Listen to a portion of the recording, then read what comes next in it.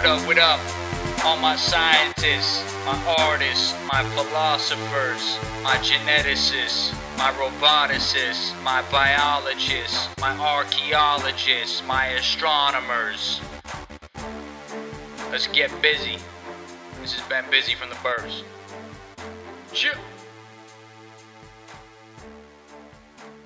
Good morning, good afternoon, and good evening, ladies and gentlemen. This is Ben Busy from the Burbs, broadcasting to you from Osaka, Japan. I hope all is well. Website should be coming up online here in the next couple weeks, which is good. We're making strides forward in that regard.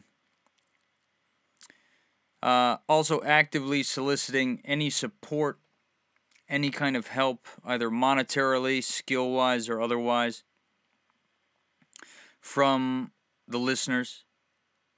If you want to get involved, if you want to become active, if you want to help this podcast, if you yourself have a podcast that you feel we would be good in constellation with, then please don't hesitate to send me a message, getrealbusy@gmail.com, and hopefully we can set something up. So I know there are a lot of like minds. A lot of my friends hit me up at various points asking, hey, do you want to do a podcast? We could do a podcast. You post all this interesting stuff about science and technology. You should make a podcast. We could do it together. Given the fact that I am in Japan, it makes scheduling a little bit problematic, but that doesn't mean that we can't collaborate. That doesn't mean that we can't work together. So, if that's something that you're interested in, if you feel that, even if you feel like you would like to, come on the show, I'd love to work out an arrangement where we could have you call in and interact.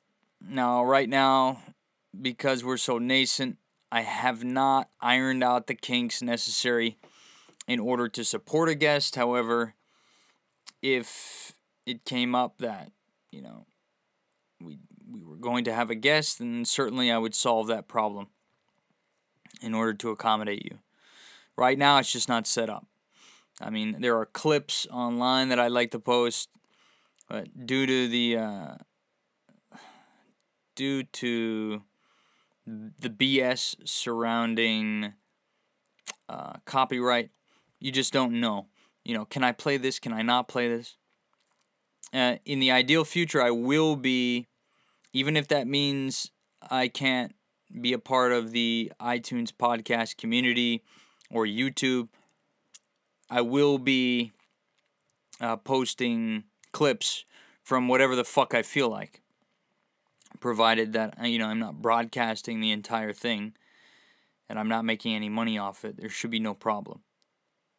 That's my personal philosophy, and I have every intention of following through on my personal philosophy. No one's going to stop me from doing what the fuck I want to do, provided I'm not hurting anyone. And, yeah. I'll get off that soapbox. So today, the Kim Davis news item is still in cycle. We have this woman, Kim Davis, is the county clerk who is refusing to issue marriage licenses to same-sex couples. She was found in contempt, and she was put in jail for a short period of time. And she had this extraordinarily bizarre, scary,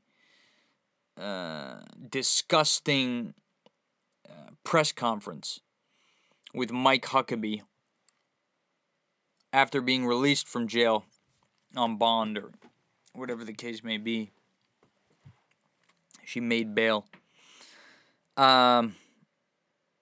This woman, who is disgusting for her own unique set of reasons.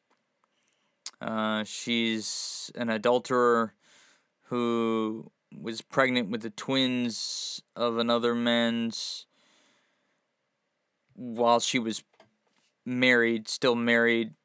I mean, multiple times married, multiple times divorced. Not exactly a good representative of Christianity, but the Christian, what would you call it? Not even extremists. I mean, there are people supporting this woman who aren't even extremists. She's appealing to a broad base of the Christian demographic in the United States. Not exclusively, but predominantly, probably from the South, as that just happens to be the case. But I'm sure she has widespread support from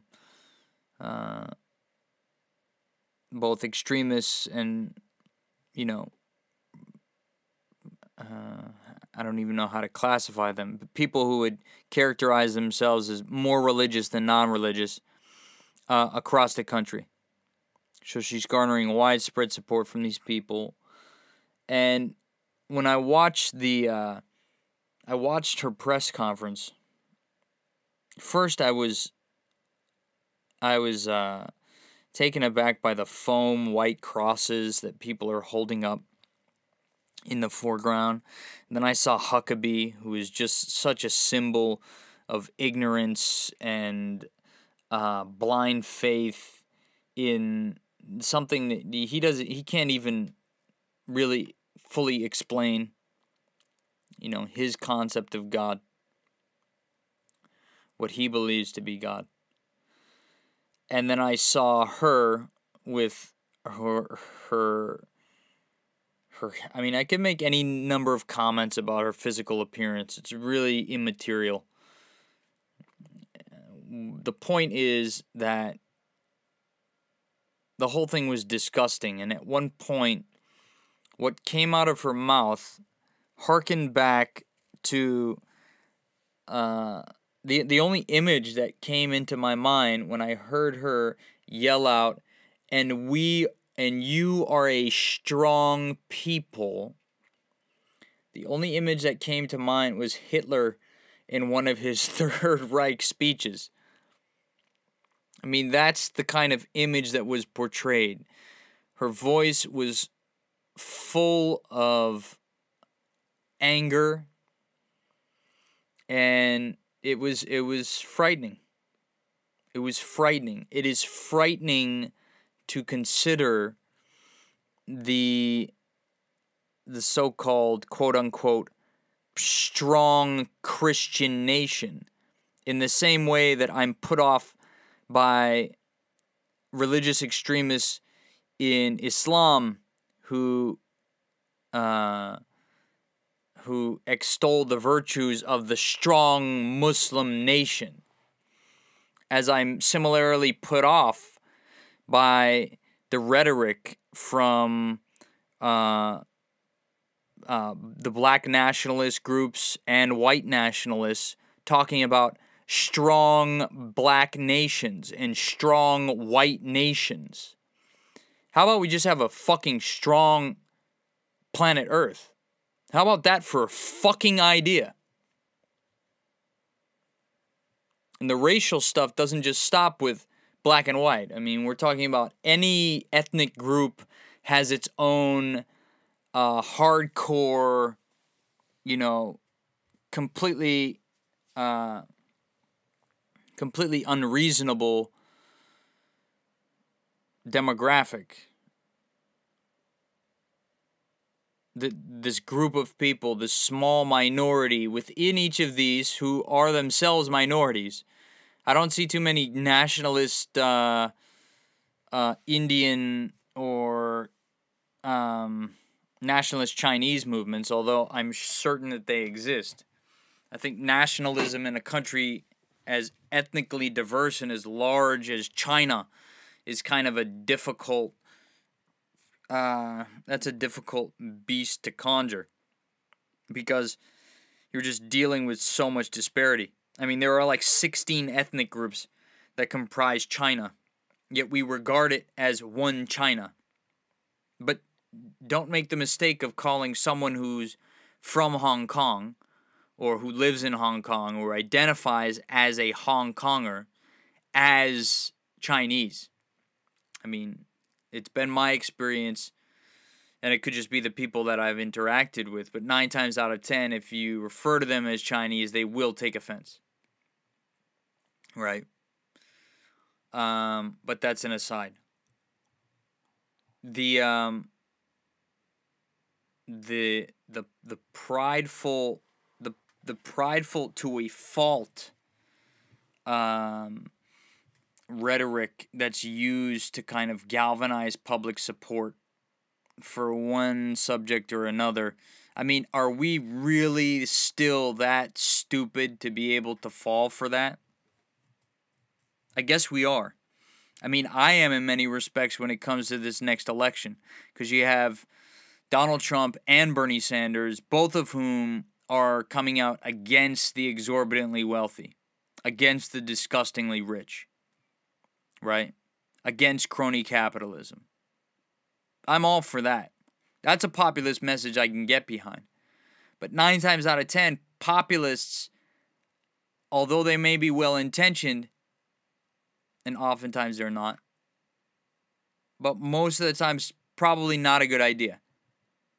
Probably not a good idea to get behind this person who, due to public sentiment, could whip the people into a fury, the likes of which we haven't seen since, World War II in Germany with the Third Reich.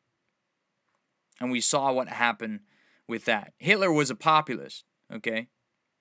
He won popular support from the German people. This wasn't someone who kind of, won by a small margin. No, this was someone who won by a windfall, right? Or just, took control. I really need to get someone who's a little bit more knowledgeable in general about some things in order to clarify these points. How did Hitler come to power? There was a coup, right? There was some kind of coup, the night of long knives, right? Kristallnacht. Wasn't it something like that? I mean, I don't know if he was elected really, but he won overwhelming popular support from the German people. Regardless of how he got to power, he stayed in power because everyone fucking loved him. Populists can be dangerous. That includes Bernie Sanders. No one should be exempt from scrutiny when it comes to ensuring that what happened under Hitler isn't repeated with any group of people. With any group of people.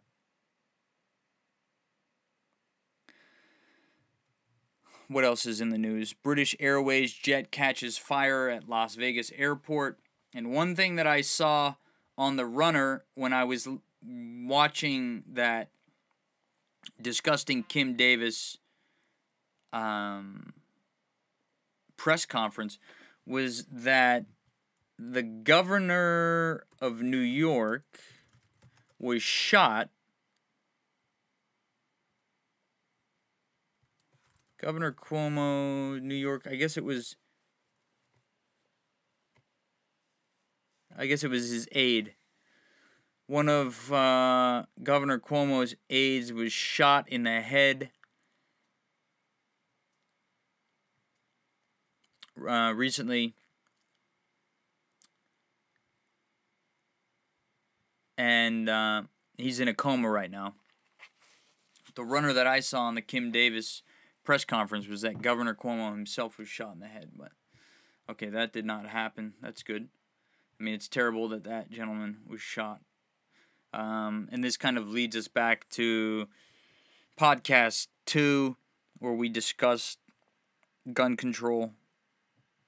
There's a debate that's ongoing right now on my Facebook page, wherein 2 people are arguing. One is British, one is decidedly American, arguing for and against gun control. Um, it becomes kind of like a comedy when you think of gun control in terms of like, I'm sorry, when you think of the profusion of guns in America as being so widespread that we use them for everything, right? Like the homemaker who's cooking a meal, who in the other hand has a gun, right? Or like the kids playing with guns, or like the house made out of guns. And like we don't use pillows in America, we sleep on guns. Like everything is guns. The roads are paved in guns, right? I mean, we do have that. People do have that impression, and the United States has so many firearms out there amongst the population that that's almost our best defense. Like, no one is going to fuck with us. No one would dare invade the United States. Not in a stand-up conflict. One, because of our military. Two, because of our populace. They are the most well-armed populace on the face of the planet. I don't know if there is another population that is as well-armed. Now, whether they're as well-trained, that's a different story. And that leads us back to that conversation in podcast 3. We were discussing changes that could be made in terms of gun control in the United States, but it's a moot point. I'd like to switch topics if I could. Friends of mine on Facebook, I'm part of a collective called the I need to get the name right. The Entrepreneurial Scientists Working Together to Change the World group, which is an open group. It's a public group. Anyone can join. But some of my friends through that group are engaged in a series of different projects, one of which is Arana Interactive's Luna AI project that's headed by Erico Lopez and Luis Arana. And I'm doing some marketing stuff for them pro bono. It's completely it's shoestring budget, right? We're getting by, right? Trying to network, trying to make things happen. It's bootstrap, but these guys are brilliant, and they're developing an artificial general intelligence, which looks really promising. There's another individual named Christopher Jeanette who's heading up a different initiative, something like, I think it's the name of the company is Tread, and the goal is to develop and deploy systems to enable multiplanetary life to flourish, to grow. He has a plan, kind of preliminary, to develop a series of what he calls terrestrially encapsulated environments, using, in this instance, it would be using Martian soil to grow crops, to enable civilization on Mars. There are plans, some of which are leveraged by the work that's been done over the past several decades with initiatives like Biosphere 1 and Biosphere 2, trying to find out a way to kind of encapsulate and affect what he refers to as a regenerative agricultural cycle, in which you're able to produce food whose waste products are then able to go and produce more food, interminably. You know, eventually, at some point, obviously, you'd have to scale it out because nutrients in soil can become depleted, and there are a number of hurdles to growing crops in Martian soil that need to be considered. Microbial content, pH balance. Is there the right balance of minerals? You know, is there the right balance of elements within the soil? Phosphorus, magnesium, etc., etc. So that although a lot of work has been done in thinking about extraterrestrial habitation and what that would look like, we're still, you know, we're not quite there yet, right? What we need are brilliant people, ambitious people with brilliant minds and initiative and discipline and the motivation in order to actually make these ideas a reality. If you are one of those people, please join the Entrepreneurial Scientists Working Together to Change the World group on Facebook. Educate yourself using the internet and join in, become a part. Now, I had just recently in conversation with Christopher had raised the prospect of leveraging some of the work that had been done by the Open Ecology, formerly known as Open Farm Tech people, and I think there could be some traction there. Open Ecology, Open Farm Tech or formerly Open Farm Tech, is a collective of scientists and engineers who came together. They purchased some land in Kentucky, I believe, from their website. It says here, by weaving open source permacultural and technological cycles together, we intend to provide basic human needs while being good stewards of the land, using resources sustainably, and pursuing right livelihood. With the gift of openly shared information, we can produce industrial products locally using open source design and digital fabrication. This frees us from the need to participate in the wasteful resource flows of the larger economy by letting us produce our own materials and components for the technologies we use. We see small, independent, land-based economies as means to transform societies, address pressing world issues, and evolve to freedom. Factor E Farm is the land-based facility where we are putting this theory into practice. Here we are testing the prototypes of a global village construction set, working piece by piece towards self-sufficiency. Ultimately, our goal is to make this self-sufficiency available to all. To this end, the GVCS is designed to be self-replicable. After the first set is complete, it will be used to fabricate copies of itself from raw materials for the cost of scrap metal, for example.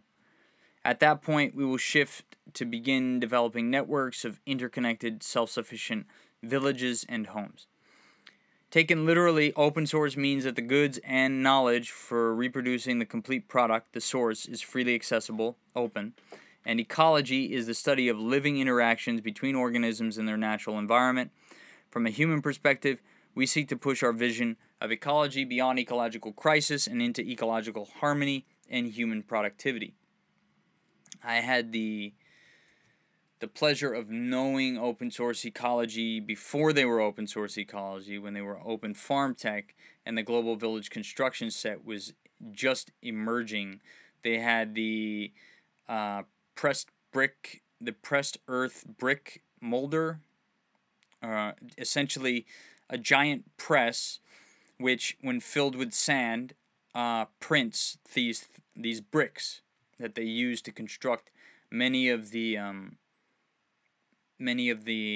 structures at the Factor E farm.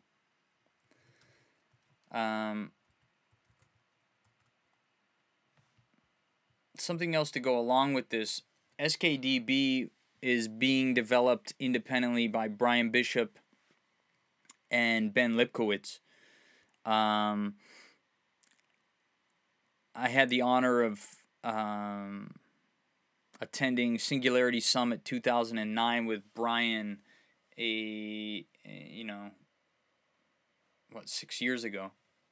And he's gone on to do really incredible things. He's doing a lot of work in Bitcoin now. And that is a guest that I would like to have on the podcast later. But the way that the SKDB stands for Social Knowledge Database, and essentially how this works is, again, like Open Source Ecology, and it's fitting that this is on the Open Source Ecology website as well. That what Ben and Brian are looking to do is empower people with a piece of software that can give them an automatic tech tree, including materials, to build literally anything you want, anything they want. So let's say you want to build a fan, right?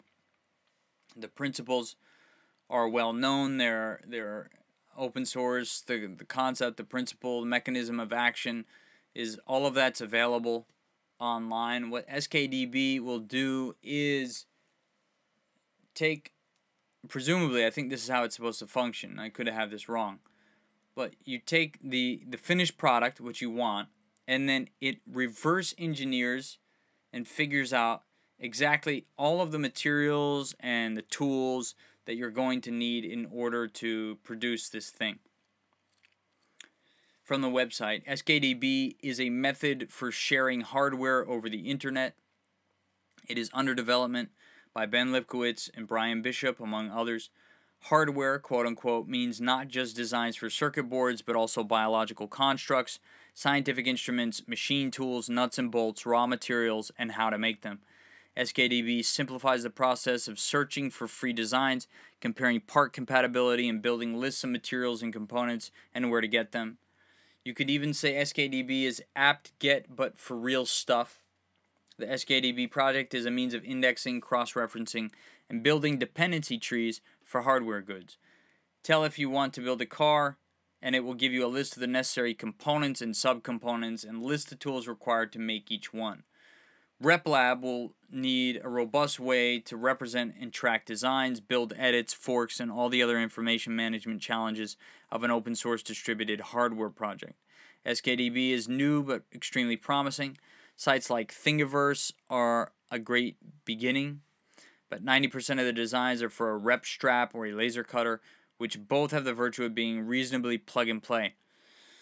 When you have multiple tools requiring human intervention and parts as prerequisite components, a more sophisticated means of managing the digital designs is needed.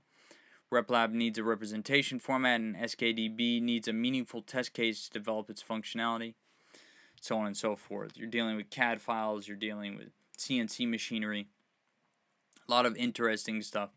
But the goal from the jump was, if I get this correctly, Brian wanted to develop essentially civilization in a box, right?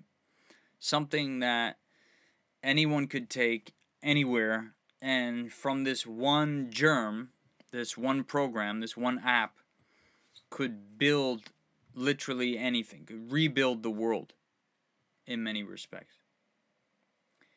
SKDB.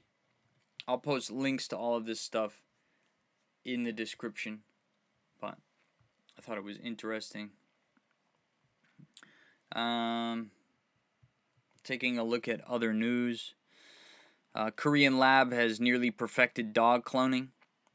For those of you who have pets, you understand how close a family or someone can get to a pet and what losing a pet can do to someone. It's like losing a member of the family, literally. The headline: this Korean lab has nearly perfected dog cloning, and that's just the start. Seoul, South Korea. Every Friday, Junichi Fukuda leaves his apartment in Tokyo at 2:30 p.m. to make the 4:10 p.m. flight to Seoul's Gimpo International Airport. From there, he heads to a biotech lab at the edge of the city where he picks up a bouncy black pug by the name of Momotan. He takes the 5-month-old puppy to an apartment he has rented nearby and spends the rest of the weekend playing with her. On Monday morning, he drops her off and begins the 8-hour commute back home. Fukuda, 55, has been doing this since May and will continue until November, when his puppy will be old enough to pass through Japanese customs and come home. This may seem like a lot of work to see an animal, but Momo is no ordinary dog, and Fukuda has already invested a ton of money in getting her this far. If she were to reject me because she's not used to seeing me, that would really hurt me, Fukuda says through a translator. So that's why I think it's very important to visit every weekend.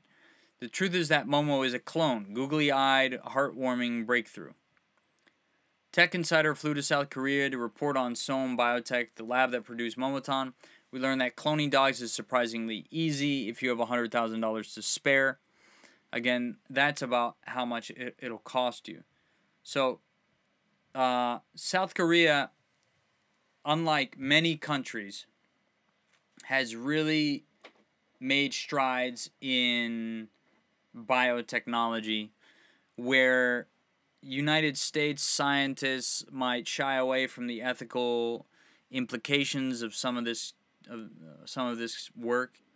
The South Koreans go all in, and one of the projects that they've put a lot of weight into, that they've put a lot of energy towards, is in cloning, right? Human cloning. It says here, recently the lab made 9 clones of a working dog from the Seoul SWAT team. They're black and white pups shown above, which will soon be sent to the police force to be groomed to fight crime.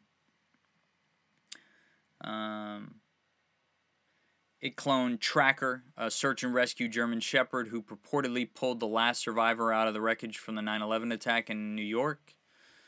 So this company has been around for a while. They've been doing cloning for a while. Now, whether the efficacy of the clones, the health of the clones is, I think, it's still up for debate, but they have stable clones. These clones aren't rapidly aging. We're not talking about like Dolly the sheep cloning era. I mean, it's come pretty far since then. Obviously, the extension that you have to wonder is if this can be done for dogs and cats, then why not humans? And then, of course, a whole host of new ethical problems present themselves. Is it ethical to clone a human being? I mean, is it ethical to bring a child into this world? Are those things even comparable? Me personally, if I had the ability, I would love to clone my grandmother. I miss her deeply. She was a wonderful lady. And if there's anyone who should be cloned, it should be her. Barring any, medical issue that might present itself as a result of the cloning. But I don't know whose right is that? For someone to be cloned who maybe necessarily didn't want to be cloned, is it fair to clone that person? Is this a decision that would have had to be made before they died? Or is this a decision that could be made by the family, by the surviving members of the family? Children don't ask to be born. We have no standing means by which to communicate with the unborn to find out if they want to be born or they don't want to be born. Or even before that, the preconceived. We have no means of communicating with the preconceived. We don't know if they want to be conceived or they don't want to be conceived. So I see the issue, it's somewhat similar in that respect. A new baby who's conceived doesn't choose to be conceived. They just are. In the same way, if I wanted to clone my grandmother, that should be up to me, right? I mean, that should be up to my family, right? The ethical ramifications of the work being done there in South Korea are far-reaching, and it goes much deeper and much farther than just cloning the family pet. Speaking of cloning and reproduction and babies and so on and so forth, there is a new artificial womb technology that I heard about being developed by the Japanese.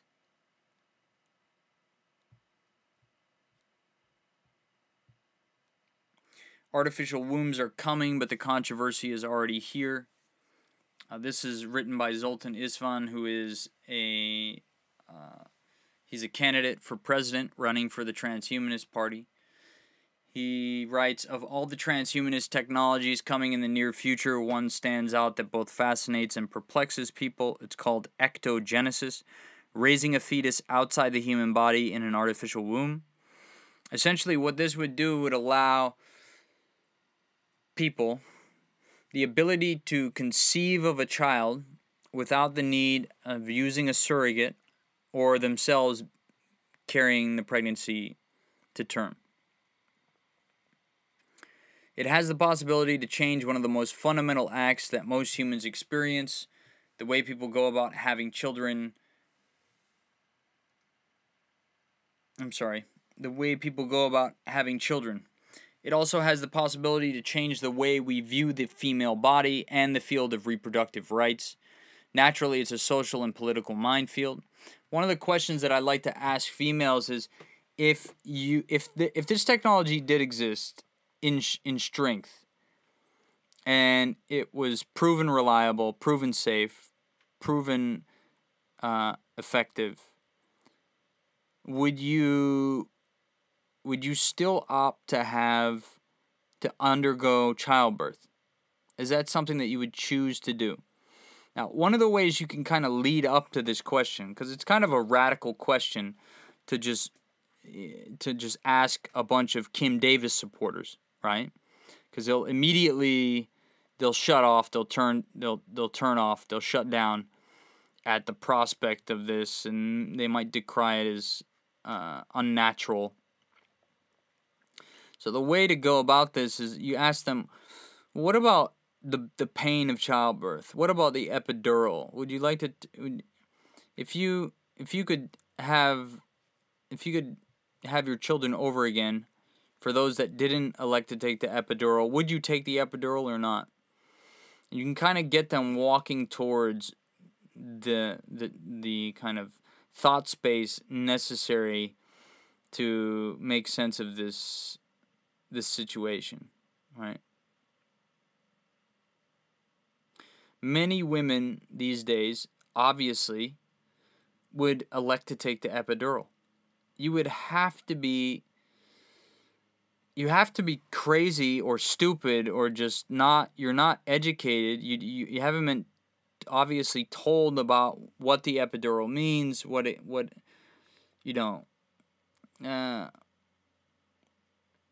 can do for you. This is new technology. It's proven. It's proven safe. I mean, there is a risk associated with the epidural, but there's a risk inherent in everything. I highly recommend women to take the epidural. The pain that's associated with childbirth is unlike anything that I could ever even begin to imagine. And going one step further with the artificial wombs, it leads me to believe, given our culture, and maybe it's because we've lost something, that we're so weak that we can't even endure momentary pain for a lifetime of happiness in the birth of a new child. But I have a feeling, and I wouldn't necessarily disagree with them, that 9 out of 10 women in the future, if this technology is proven to work, is proven effective, is proven safe, that they won't choose it. I have a feeling 9 out of 10 women will choose the artificial womb, the ectogenesis model. It says, naturally, it's a social and political minefield. The term ectogenesis was coined in 1924 by British scientist J.B.S. Haldane. He predicted by 2074 only 30% of births would be human births. Science has grown much quicker than he realized, and his take is probably much too conservative. Some futurists like myself, who's also married to an OBGYN, think ectogenesis will be here in 20 years and widely used in 30 years around the world. Zoltan goes on, it's not an entirely speculative concept. Scientists are actively working on developing the technology primarily for medical reasons. In an article for Reproductive Health and Social Justice, a daily nonprofit publication providing news and analysis on sexual and reproductive health and justice issues, journalist Soraya Kemali discussed two leading scientists in the ectogenesis field in their projects. Quote, there are two commonly cited endeavors in progress focusing on ways to save premature babies. Japanese professor Dr. Yoshinori Kuwabara of Juntendo University has successfully gestated goat embryos in a machine that holds amniotic fluid in tanks. Of course, that's the Japanese scientist who I referred to at the top of this section. On the other end of the process, focusing on helping women unable to conceive and gestate babies, is Dr. Helen Hung-Ching Liu, director of the Reproductive Endocrine Laboratory at the Center for Reproductive Medicine and Infertility at Cornell University. Quietly in 2003, she and her team succeeded in growing a mouse embryo almost a full term by adding engineered endometrium tissue to a bioengineered extrauterine scaffold. More recently, she grew a human embryo for 10 days in an artificial womb. Her work is limited by legislation that imposes a 14-day limit on research projects of this nature.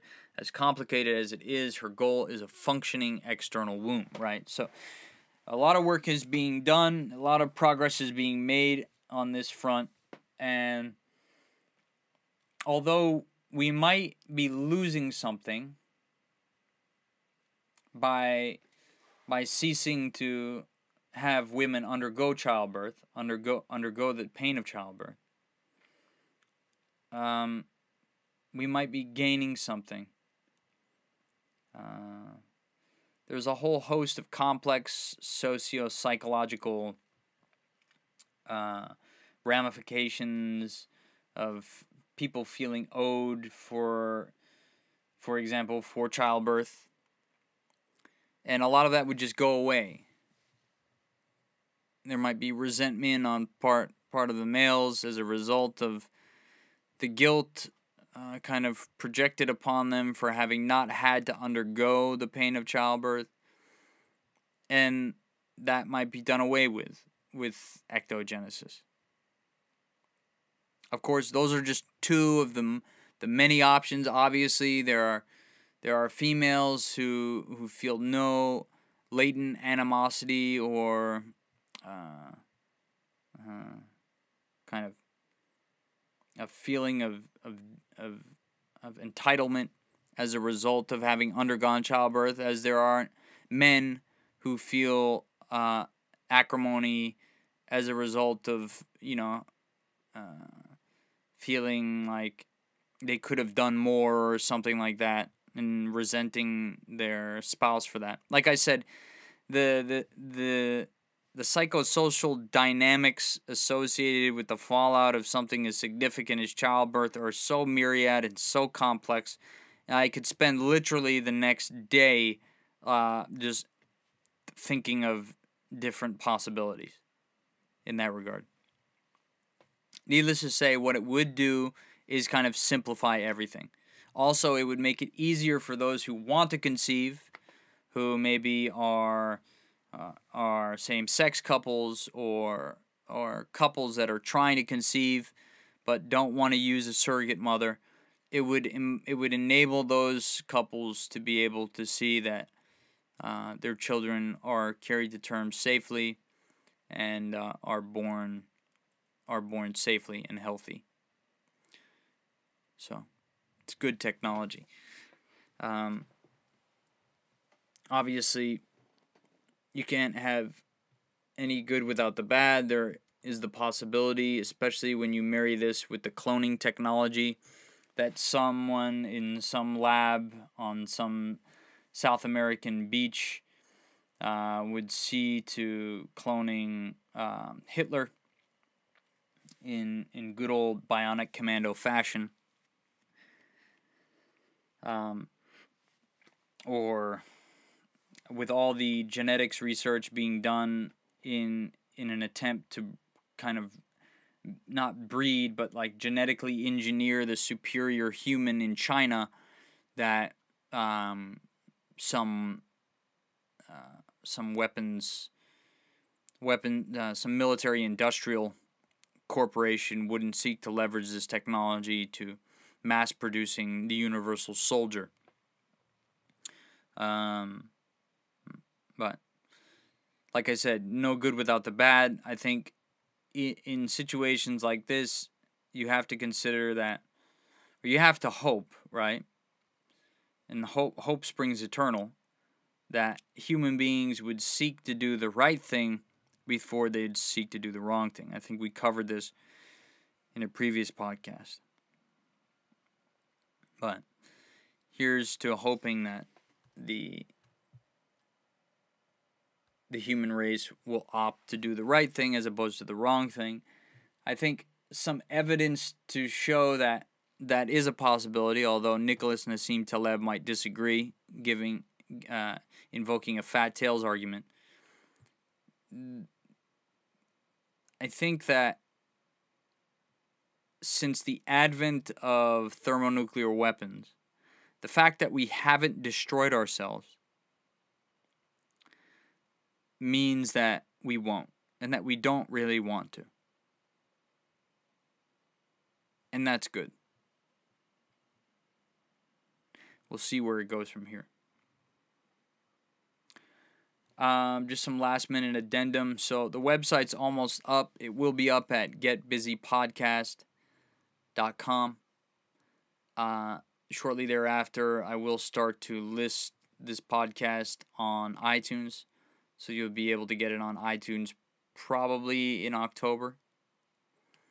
Actually, I'm going to say definitely in October, because as soon as the site goes up, I'm going to start uploading the MP3s. And that's really all that iTunes needs. There's some other errata that I have to take care of, but I mean, that's basically it. So the problem right now is definitely funding. So if you're listening to this and you feel like you could spare some money to help with this endeavor, I'd appreciate it. And any amount of money that you donate would be seriously appreciated. Again, you can PayPal me at getrealbusy@gmail.com. We're going to look to monetize the site. Hopefully it won't be too obtrusive for people. And I'm looking into Patreon and affiliate arrangements with Audible and Squaresoft and so on and so forth. I'm sorry, not Squaresoft. Although Squared Software is the company behind the website. So I should take this moment. If you're looking if you're listening to this, you're looking for web design, look no further than Squared Software, okay? You want to send a message to Kyle@squaredsoftware.com, and he'll see about producing a custom web solution for your small home or business, your family or business. He has over 10 years of experience working with medium to everything from small, medium to large businesses. So he's a full stack developer. He's quite capable of fulfilling all the requirements that you might need for your given project. Send him a message. He'll set up a consultation, and you'll explain to him what it is that you need from the project. Do you need an e-commerce solution? Do you want a blog, CMS, a CRM? What are you looking for? And he'll produce a custom solution for you. Prices are reasonable. You're getting enterprise level quality from an individual developer, and turnover is quite fast. He almost had my site up and running after the first week. So, very impressive. Can't say enough good things about him. Definitely hit him up for any web needs that you might have. That just about concludes the podcast for today. We're at the 51-minute mark. There was a recent article, and I know I talked about it at length yesterday, but I do want to just hit on it really quickly if possible. There was an article relaying a quote, "Now the truth emerges how the U.S. fueled the rise of ISIS in Syria and Iraq." And it makes the case that, like what I said yesterday, that this group was incubated by Western states in the first place. In many respects, the United States, the British, whoever else might be responsible, they helped to not only support the emergent threat of ISIS, but they helped to fan the flames and spread that fire from Iraq into Syria.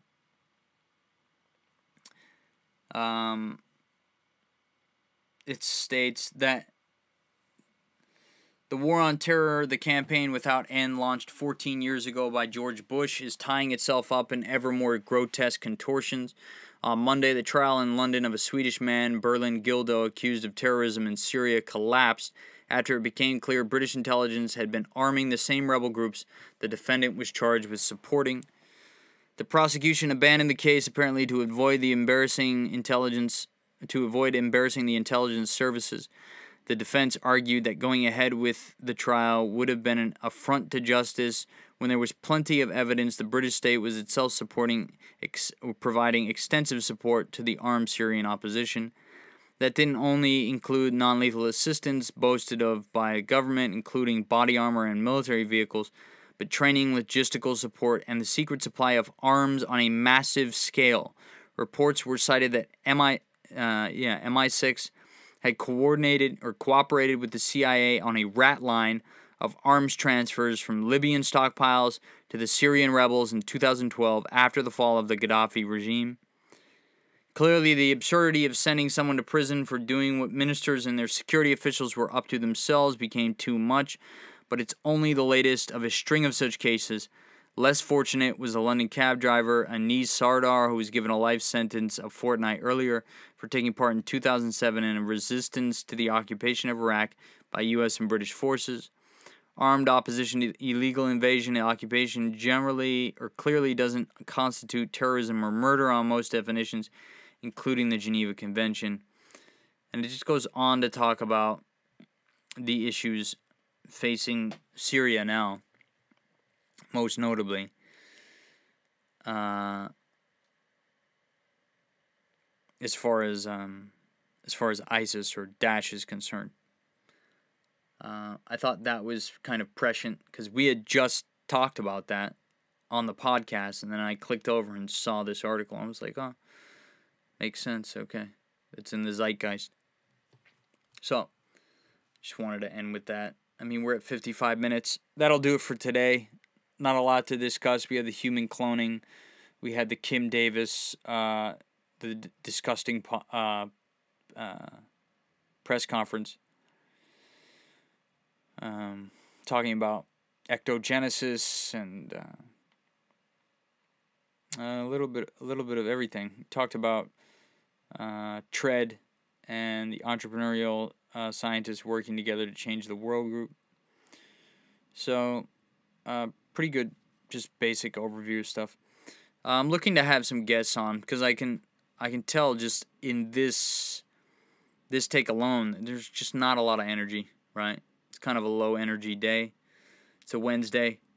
Maybe that's it. It's just hump day. So we'll see. We get into the weekend. We'll see how things change.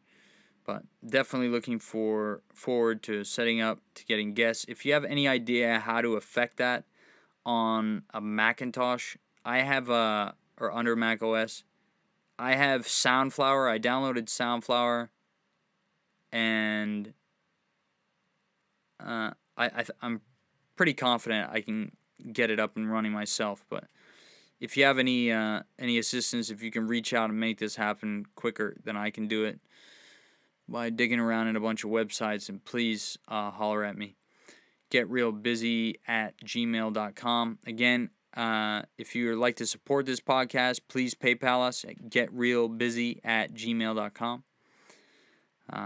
All of your support is much appreciated. Again, thank you very much. This has been Busy, recording in Osaka, Japan. Good morning, good afternoon, and good evening, ladies and gentlemen. Thank you very much for your time. World peace.